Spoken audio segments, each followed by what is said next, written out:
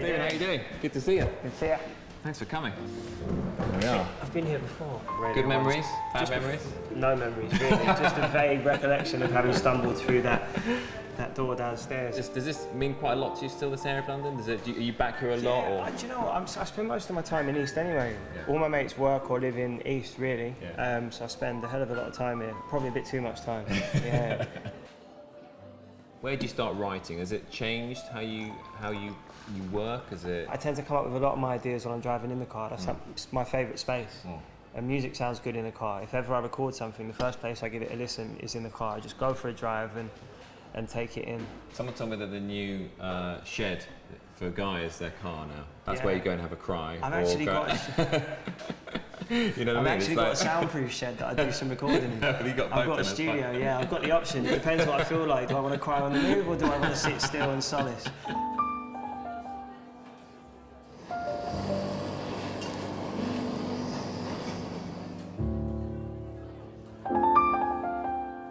Where did this come from, this sort of love of words, love of lyrics, love of music, love of rap? My great-grandmother taught me to read really early on. Yeah. She used to live in our living room. There were 6 of us in a 3-bedroom flat when I started out. And I used to run in and disturb her first thing in the morning, so she would be the second person awake after I was the first. And I'd just jump in underneath her blue blanket, and she'd always read me stories, and eventually that turned into me reading a page, her reading a page, and eventually I would read to her until the cartoons come on. So I was quite ahead of my years. Love of words definitely comes from my great-grandmother. You know, you did fall into quite a lot of trouble when you were young. I think I started selling weed when I was 16, and it just started with picking up a half ounce with a friend, and it just progressed until it got a bit silly. It got quite silly. Yeah, it's a shame I didn't have a stern hand. Okay. Which was what was missing. I don't. My nan made all of her decisions based upon what she thought was best for me. She didn't do them out of wanting to do me any wrong. When I was 21, I was in discussions with Mike Skinner to sign to his record label, and I'd really wound things down. I wasn't really moving much at that point, and I got nicked then, which wasn't fun. That was a real shock to the system, and I guess it was a realisation that fuck, I could have just ruined everything. Although I told Skinner, and Skinner's response was, "Listen, mate, everyone's got a story. At least yours is exciting. I'm worrying about if I'm going to go to jail or not." And Skinner's like, "Yeah, well, Great fella. yeah, wicked." He said he'd write a letter to the court if it come to that, but thank God it never did. I always forget what this stuff's called. That's good, because so do I. You've forgotten as well, yeah. When you've been through, had a public relationship, whether you wanted it or not, but probably not as much as you got, but I'd say, you're right. and then go through a very public sort of divorce, or about to. But then when you're writing something as, you want to write something as powerful as possible. It's a weird one, because everyone's like, oh, just put it in your music, without taking on board the fact that it's a huge change. You spend 4 years of your life with anyone, it's a huge change, irrespective of how happy you are or not to get out of that situation. I did try to keep as much of it private as I could at the time, and nothing's going to change. I think, that's the most dignified way to proceed. For sure. It didn't work, and that's sad.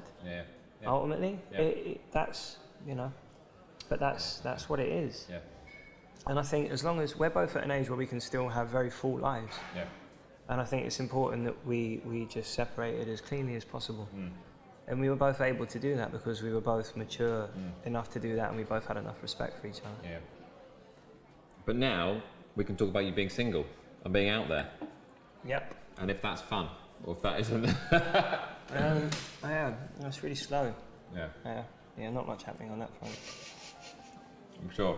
I like you. I'm just taking it easy, man. I'm not looking for anything.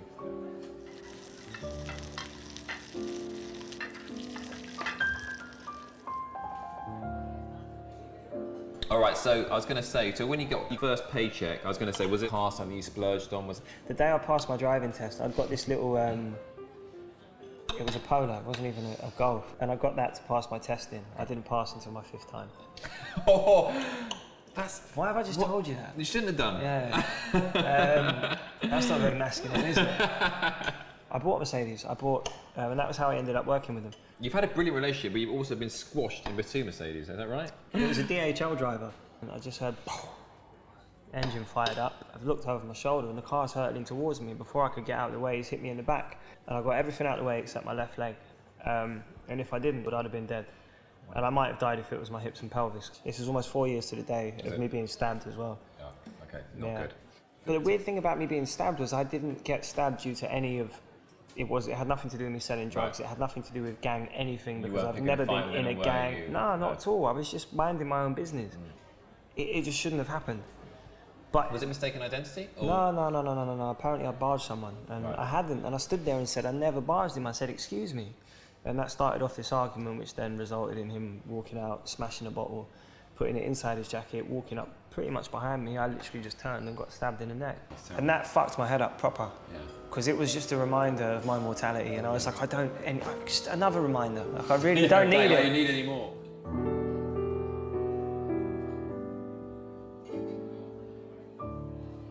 You're coming to our awards on I hope. I am. I've got to go and get a suit.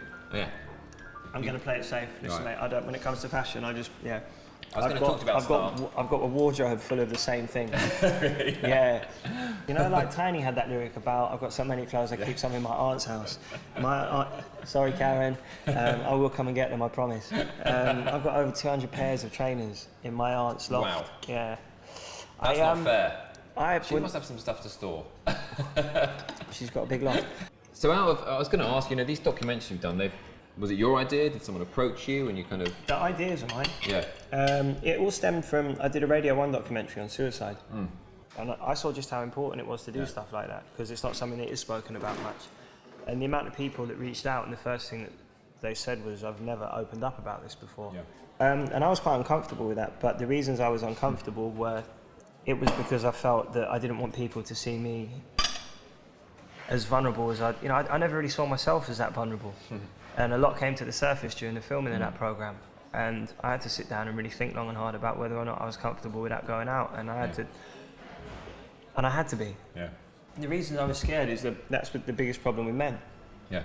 It's not being honest. The bravado and, because it would have been dishonest. If I said, no, I want to take that out and that out and that out, it would have been a dishonest representation of what I was going through at the time we were filming. Yeah. I was in pieces. Yeah. And that was something that I thought I dealt with.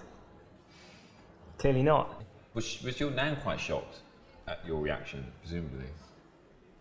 Yeah, I reckon probably. But she's always, when I was a kid growing up, she was always the one to put her arm around me. I think I was lucky in that sense. Being brought up by women taught me a different set of values and morals. I think it's important for men to talk about therapy and stuff like that, and I think it's actually probably more common than people think. But maybe we're getting a bit soft. Is that a problem? Maybe. I don't think there's a direct correlation with a woman's role becoming more defined and a man's becoming less so. I just think perhaps we're not as emotionally developed as we should be. Yeah. Stress is something that we encounter in so many places nowadays. Like it's not fight and flight used to be starvation or being attacked. We have stress through, friendships, relationships, financial stress, work stress. Stress is everywhere. Yeah. And I don't think we've learned to cope with that properly. Yeah. And I still suffer anxiety. There's times when I just can't fathom why. Yeah. It still exists. I think, life is just good and bad days. Yeah. I thought, if I become successful in music because that's what I wanted to do, that would absolve me of all my problems. Yeah. Everything would be sorted. Rainbows from here on in. Fuck was I wrong. I heard you recently talk about this idea of, listen, don't give yourself a hard time for not being happy every day. I said about a talk of a game. Right.